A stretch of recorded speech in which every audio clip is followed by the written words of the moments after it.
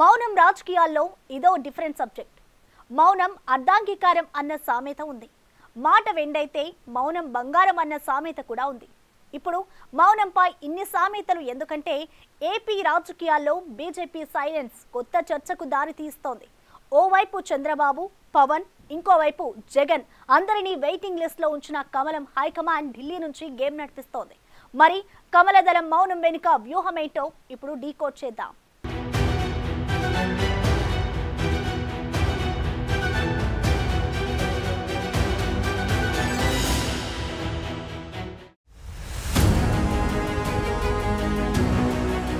మౌనంగా ఉండడం కూడా ఒక వ్యూహమే.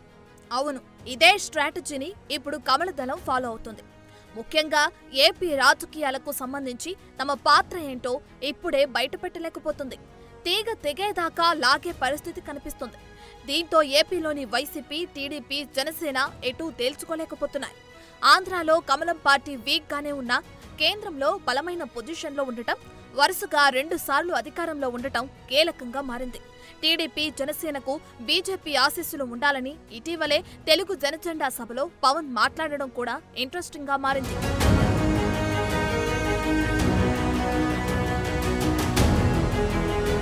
ఆంధ్రప్రదేశ్ విషయంలో బీజేపీ హైకమాండ్ ఎలా ముందుకు వెళ్లబోతుంది అన్నది ఇప్పటికిప్పుడు అంతా సైలెన్స్.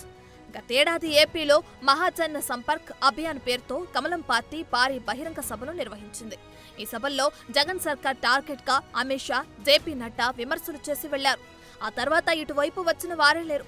పైగా బీజేపీ విమర్శలను జగన్ కూడా అంతే లైట్ గా తీసుకున్నారు. సింగిల్ వర్డ్ రియాక్షన్ కూడా ఇవ్వలేదు. ఇక్కడ వైసీపీ అధినేత కూడా మౌన వ్యూహాన్ని అమలుపరిచారు. ఏదో ఒకటి మాట్లాడడం కంటే ఏది మాట్లాడకుండా సైలెంట్ గా ఉండడం కూడా ప్రస్తుత రాజకీయాల్లో అన్నిసార్లు కాకపోయినా కొన్నిసార్లు కలిసి వస్తుంది. అది సరిగ్గా బీజేపీ, వైసీపీకి సూట్ అవుతోంది.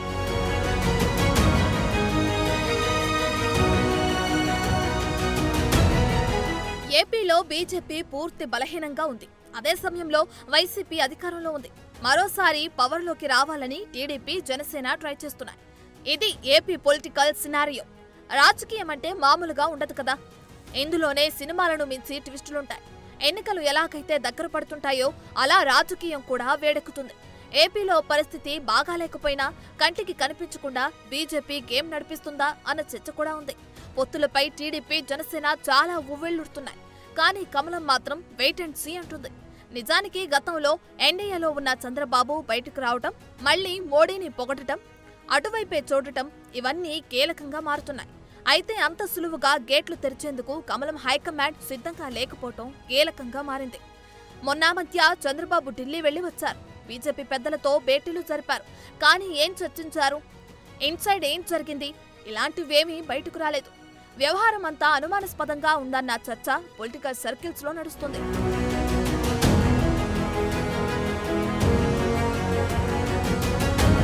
నిజానికి ఏపీ సీఎం జగన్ కూడా ఢిల్లీ బీజేపీ పెద్దలతో సఖ్యతతోనే ఉంటున్నారు.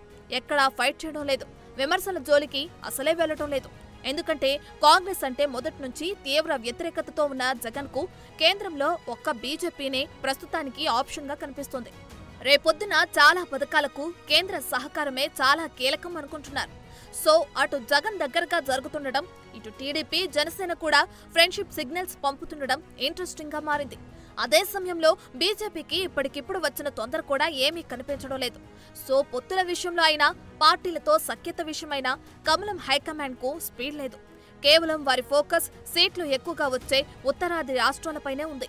సౌత్ లో తెలంగాణ, కర్ణాటక తప్ప మిగతా చోట్ల బీజేపీకి పెద్దగా ఆశలు లేవు. దీంతో దూకుడుగా వెళ్లటం కంటే స్లో డౌన్ అవడమే బెటర్ అనుకుంటున్నట్లు చర్చలు జరుగుతున్నాయి.